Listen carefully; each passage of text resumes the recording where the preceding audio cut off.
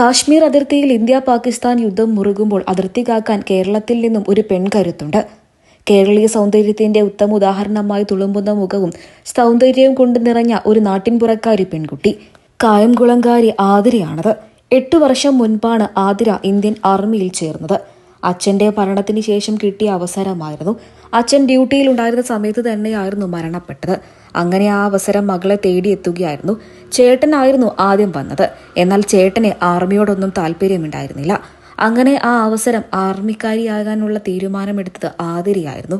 പിന്നീട് കഠിനമായ ട്രെയിനിങ്ങുകളും വകുപ്പുകളും ഒക്കെ തന്നെയും കഴിഞ്ഞതിന് ശേഷമാണ് ആർമിയിലേക്ക് സെലക്ഷൻ ലഭിച്ചത്.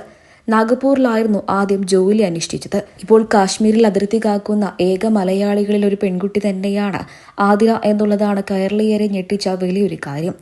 അങ്ങനെ ഇന്ത്യ പാകിസ്ഥാൻ യുദ്ധം മുറുകുമ്പോൾ അവിടെ ഒരു പെൺകരുത്തുണ്ട്, അതും കേരളത്തിൽ നിന്നും.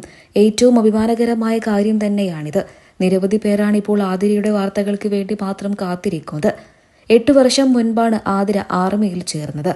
ഒരുപാട് കഠിനാധ്വാനത്തിന്റെ പ്രയത്നഫലമായിട്ടായിരുന്നു ആർമിയിലേക്ക് ആതിര എത്തിയത്. താൻ ഒരുപാട് നാളായി ആഗ്രഹിച്ച ഒരു ഫീൽഡ് തന്നെയായിരുന്നു. തന്റെ അച്ഛനിലൂടെ അത് ലഭിച്ചപ്പോൾ ആതിരയുടെ ധൈര്യവും കൂടി. അച്ഛന്റെ പാത പിന്തുടർത്തിയ മകളായിരുന്നു ആതിര. ആതിരയ്ക്ക് ഇന്ന് സോഷ്യൽ മീഡിയയിൽ ലക്ഷക്കണക്കിന് ആരാധകരുണ്ട്. ആ പെൺകരുത്തിന്റെ വിശേഷങ്ങൾ അറിയാൻ വേണ്ടി കാത്തിരിക്കുകയാണ് ആരാധകരെല്ലാവരും. ഒരു കേരളീയ ജനത മുഴുവൻ ഇപ്പോൾ ആതിരയ്ക്ക് വേണ്ടി പ്രാർത്ഥിക്കുകയാണ്. കുറച്ചു വർഷം മുൻപായിരുന്നു ആതിര വിവാഹിതയായത്.